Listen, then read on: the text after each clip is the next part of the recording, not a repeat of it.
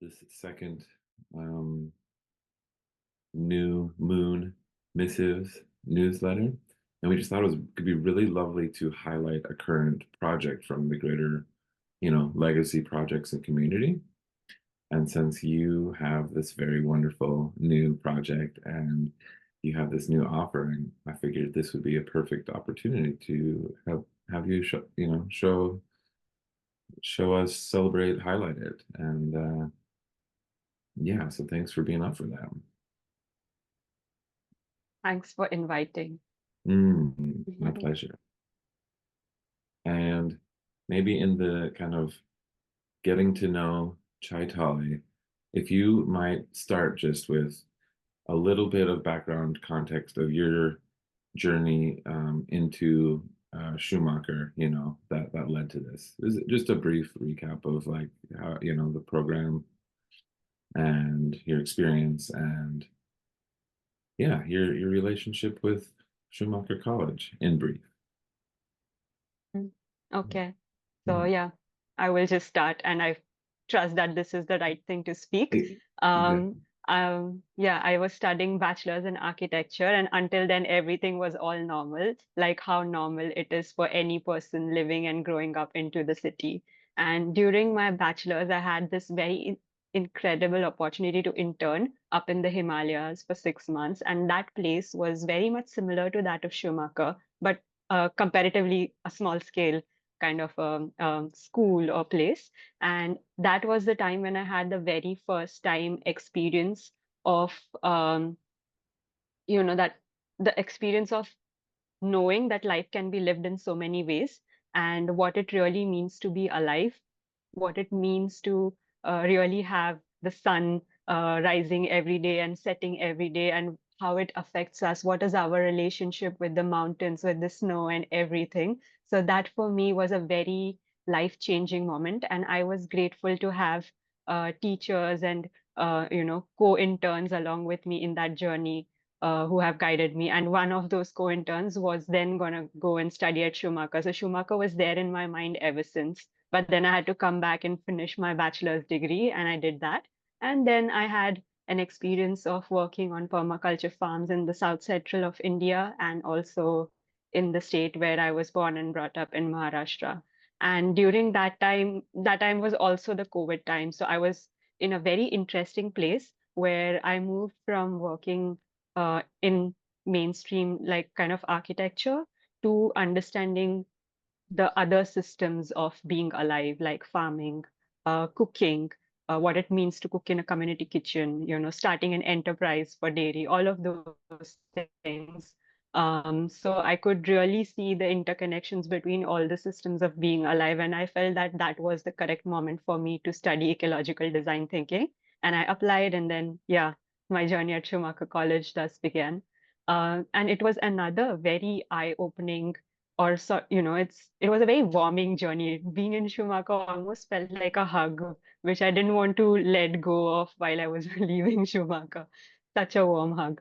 Um, it's been incredible. Like the very first time when I met my cohort and everybody was speaking where they came from and everybody speaking in their own different way, I just felt so blessed to come to a place where people from such different cultures can come and speak. That having a platform like that itself is, for me, was quite honoring, and to be a part of that. So yeah, that's how it's been after that. That the whole cohort, I feel, for me, all of them, they have supported my journey, and I believe we have all supported each other in so many ways that we can't even, put or write together that how, somebody else has, changed my life or has guided me into this journey. So all of those special learning experiences, and yeah, learning didn't just happen in the class, right, at Schumacher. Like, it happens for everybody. It happened while we were cooking. So in my case, I had a different cooking experience because by the time I went to Schumacher, there was a little distribution that the international people lived different and people who were there for a shorter time lived differently. So we had our own different community of Shumis living up the hill. and we would cook everything. We would cook together, people from, again, from different countries and different languages, every day cooking together. It's such a big beautiful mess.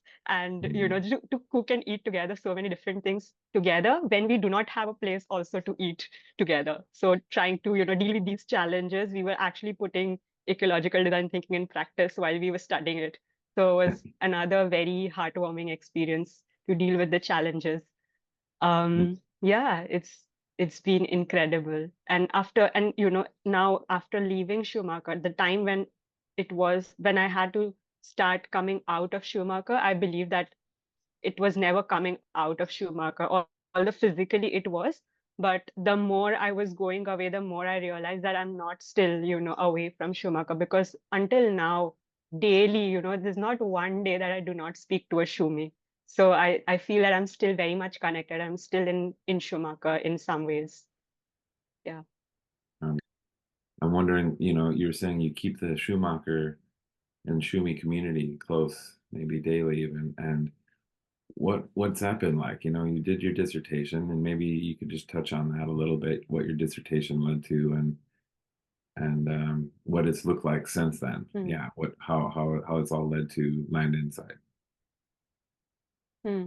So for my dissertation, I was quite inspired by the session that we had with Troy right in the beginning of EDT, which was about the history and philosophy of science, and the first time when we were introduced to Goethe and his way of seeing the world. And we had that in a very experiential way, that Troy actually put the colors in front of us and made us see how Goethe would have seen it. So that for me just struck so many things. It just challenged everything that I had been thinking about design and about seeing this world, and it put me in a very uncomfortable position, and I couldn't quite make meaning out of that at that point. But by the time I reached to the moment where I had to start thinking about my dissertation, everything just made complete sense, and I wanted to explore that into many more depths. And I felt that what had challenged me back then, if I would bring that into mainstream practice of architecture design, or any sort of land-based design, that would bring a lot more value to these ways of seeing or challenging our own perceptions. So that was the starting point. um, and then my guide, Emma, she put me in touch with Roland, who is also a holistic science student from her batch. And he was working on a project similar to what I was trying to research. So I went to his project back in Scotland, and I spent a couple of days there with him, and he would guide me through each step that he was trying to do.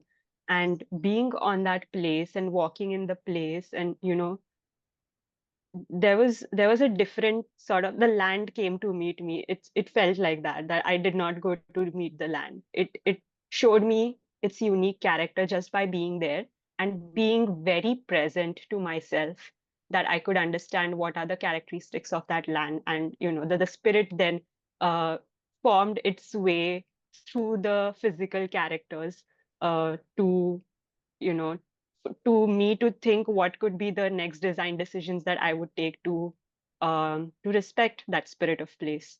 Um, so yeah, the physical characteristics in a way guided the spirit of the place for me, and that experience again for me was very moving. And I felt that this should come to people who are designing on land. And then I started to write my dissertation in full focus, in full flow. I had got many ideas after that, and at that point, I was really kind of focusing on how to put this in a proper academic way. But in the back of my mind, I was always thinking, I need to take this to India, but I don't know how.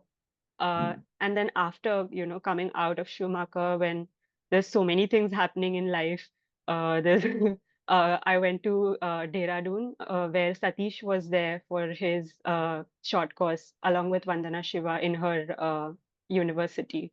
So I was there for a couple of weeks. Then my wedding happened. There's so many things, and in between, I just could not understand that, there was a moment where I felt that, did my studies at Schumacher College really happen? What it just felt like I'm not doing what I'm supposed to do in terms of, practice of what I've studied. But yeah, slowly, slowly, I'm so glad to have my cohort with me that I could speak with them every time what I was feeling. And also you, Joe. I think the IRB fellowship came in just at the right time where I was trying to find one kind of crack to allow this river to flow, and it flown very well. So yeah, it's through speaking to you and to several others, I could put my ideas into some sort of structure, which then sort of led to Land Insight. In many ways, I was very confused whether I want to do consultation or I want to get into education. I was not sure. So I just thought that I'll put it together and I'll try. So even now, Land Insight is just a trial for me. I haven't put it a structure as such, but and yeah, I'll see how it flows. I love it. So Land Insights is an exploratory new entity, new legacy project, a root and shoot and tendril of Schumacher College and Satish and Vandana and you have your first offering coming up, archetypal geometry, which is super exciting, with Jeremy Strawn. Maybe you just want to share just a little bit about like, yeah, maybe since it's a trial, right? This project, this entity, what would be the ideal or the one of the best outcomes of what this project could become?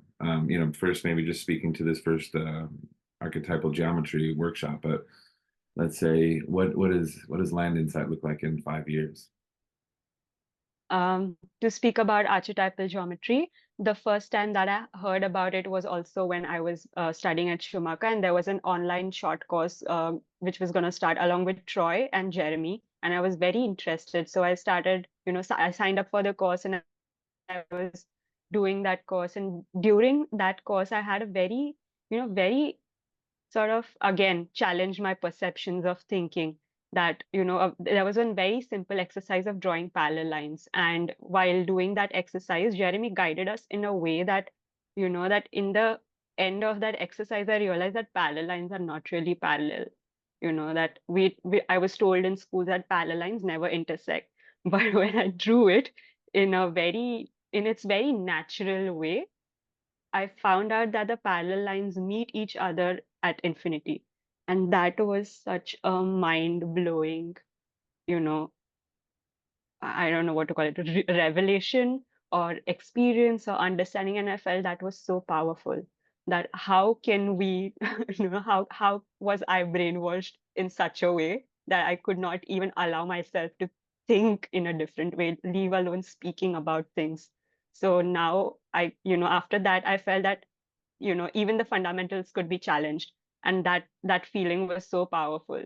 um and I keep it close to my heart. So I feel that these experience that I have felt, I very genuinely want to bring it to people who could not go to Schumacher College. And also being in India and understanding the currency patterns and all of that, going to Schumacher is a big privilege, and I accept that for myself. And I also accept that it's not common for everybody to have this privilege. So it's my genuine offer to all of those who could not go. But by the time, I've started Land Inside Schumacher, it doesn't exist in its physical form anyway. So now it's become even more important to share it because even people who can afford can't go there because it doesn't exist. So it's taken even more of an importance for me. And it's not just, my selfish interest of sharing, but I feel this is more an act of generosity to invite people to these experiences because these are so beautiful and we just have one life. What's the point of living this life if you have not seen these beautiful experiences in your whatever daily lives? So yeah, it's my generous offering to people that they join these courses, and I hope they also get to understand or explore things in a way that challenge their perceptions. Um, so this is my genuine idea of doing these courses. And also in 5 years, I was kind of trying to write the impacts of Land Insight a couple of weeks ago, and I couldn't really write anything. But I thought that it's probably like how Schumacher College is that um, I don't know if I can measure its impact in numbers or data, but how could I then measure it? And how can Schumacher College measure its impact on me? So I was trying to think about that. If, somebody from Schumacher comes and asks me, how have we impacted you? I'll have to really think. Uh, or, if I have to think, it'll take time. But if I have to feel, I'll have so many things to say. So, I was kind of trying to think in that way. But yeah, until now, I don't know how and what its impact will be, but probably just to make people more aware and for now to experience different experiences which we do not get in our daily lives and experiences that are very important and deep that we often overlook or people just don't get a chance to experience that. That's wonderful. I really love the feeling, the qualitative, energetic. You can sense into it, but it's hard to put into words. And even impact is a word that I feel like we have to move away from uh, in the quantitative realm. It still has value and importance, but yeah. But maybe one more question, just because I know you and I have had personal conversations around this. I really appreciated how you said you're hoping to have this be accessible and available to people who don't have the privilege to go to like well, not just only go to England, but even to go to higher education in general, maybe, right? So you're currently living in a situation on a farm, yes, and Yes. married, and you maybe this is the part I'm interested in, just because I like to think about you manifesting something and arriving at it in a few years' time. But where might this live, in a physical form? Would you have it on a farm? Would it be closer to the city? And does it have a physical space, that touches the higher realms of professional architecture and design, but also maybe is on that very roots level accessible to the community and villagers? Is there a space that you've kind of dreamed into that you could share about in that regard? Thank you for asking this. It's been there and it's in the dreams continuously. And definitely I would love for land and site to root in a place. Um, yeah, currently, like you said, I got married after coming back from Schumacher College, and I'm married to my friend, my co-employee in the farm where I was working before I went to Schumacher, and now we're living back in the same farm. He continues to work here, and I continue to work on land and site, and a couple of other little projects. So yeah, if in future if there are enough resources that land and site could root in a place. It could have its own, you know, a space of land, enough resources to have a couple of structures where people could come and study and live, and also have these kind of different experiences that I had in Schumacher College and the place up in the Himalayas. It's called Dharmalaya Institute. Yeah, in a way to create a place that could encourage people to feel in a different way, because I agree that in online experiences we are only limited to some sort of experiences, giving experiences in a certain way. But when we are in a physical place, in a place that is full of trees, clean air, flowing water, it's become a luxury, unfortunately. But those kind of places now uh, can affect our learnings in so many different ways. And I have felt that, the kind of learning that I have had in Dharmala and Schumacher as compared to the learning that I've had in Mumbai. So I understand its value. And I would like for land and side to be in a place like that. And in terms of community and people, yes, the kind of audience for this kind of exercises and experiences, I would love to be architects and designers because that's the network I belong to, and I feel it's time to give back to that network. And in the same time, to make it accessible and available for people who belong to the place wherever land and soil will decide to root. So, that's only respectful as I have learned to the people of that place. So yeah, it'll depend where I will be. and what's the culture of that place will depend on all of those things. But in a larger kind of a thinking, like you say, it would be helpful to be not very far from the city, but also in a place which is very rich in its natural resources. Mm, Yeah. nice. Well, I welcome that. You arriving at that place in that land that's ready to be a custodian of these dreams and making them manifest. It's so exciting.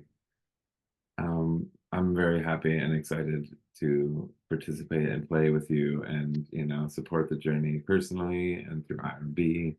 And then it's really sweet with like the Schumacher Global Network right now to have a place to connect and then an outlet to share, what's happening through the legacy of Schumacher College, because as you noted, it doesn't have a physical home right now, and then it's in this in between space. And um, maybe just kind of one last question around that is, yeah, is there any wishes or dreams or parts of the previous Schumacher experience that you felt were missing or could be improved so that when Schumacher College is reborn, what might you add to it that would make it an even more healthy, holistic, valuable experience? And if just take a moment to think about that. And if there's nothing that comes to mind, that's okay too. But I think in this in between space, we have that opportunity to acknowledge that it wasn't, as life is, imperfect, right? But there's room for improvement. So if there's any way that you personally could say, oh, we didn't have this, or there could have been this, like what's comes to mind? There's always one thing that's been on my mind, so I quite have a answer for this question, which was um, all the teachers that we had in EDT, all incredible guest teachers, and I'm grateful to have learned from all of them. I feel it would have been even nicer to have more teachers from, countries like India or the global south. I feel studying at Schumacher, although it's been, so life-changing, I have always had to make an extra effort to, kind of link all of these concepts to my way of upbringing and my way of being back into my country, because I was very clear that I was going to go back, that I was not going to going to stay in the UK. So how do I, uh, draw these into my culture or my practice when I go back to my people, because the people haven't studied at Schumacher College, only I have studied. So now when I go back, of course, I'm going to be a misfit, which I have always been anyway, but now even more a misfit. So, that kind of um yeah, just how to go back from Schumacher. that that wasn't very much highlighted. And actually, Mm, this is also one of the inspiration for doing land and site. I have spoken with this to Karina multiple times, but I don't think I've spoken this to you, that when I'm designing, trying to design courses in land and site, I'm being very cautious that I'm leaving room for people who are joining to, to allow them to reflect on how whatever they have felt to practice, because I didn't have that time to do that.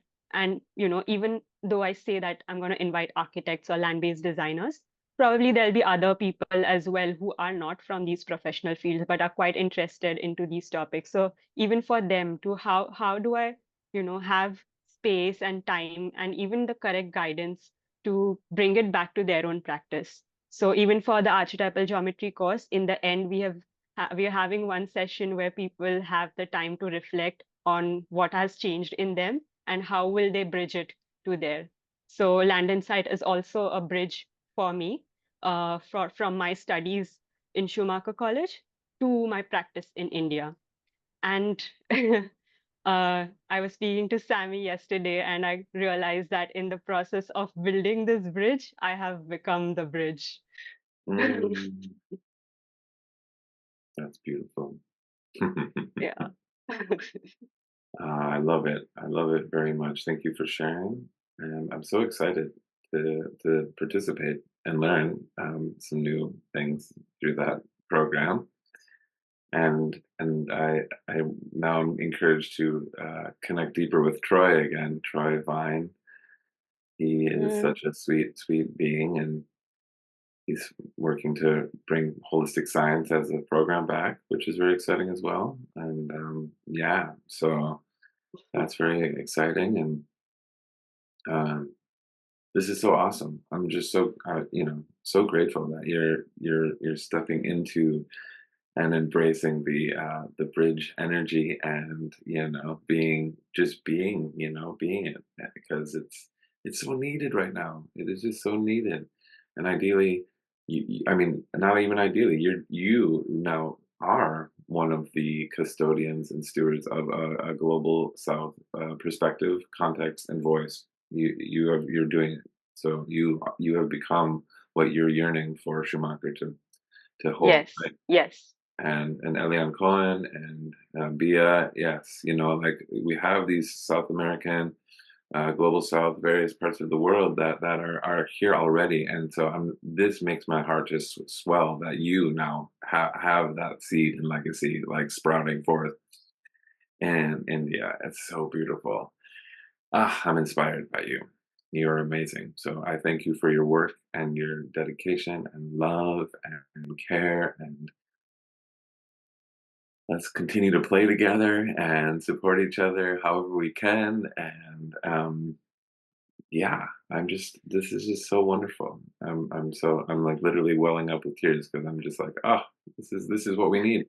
That we are the phoenix rising too, in this Schumacher death and rebirth. We're realizing that a death in one place happened, but the entity, the being, now lives in all of us where we are, and so in this way, it hasn't died at all. It's just living in many forms, and it will mm, ideally live again in Devon, in or near Darlington and Totnes. But you're a part of the life now, of form of this legacy, and it's so beautiful. So thank you. I'm happy to chat a little longer just to keep a check in, but I think we have enough little material and responses for the New Moon Missives program newsletter.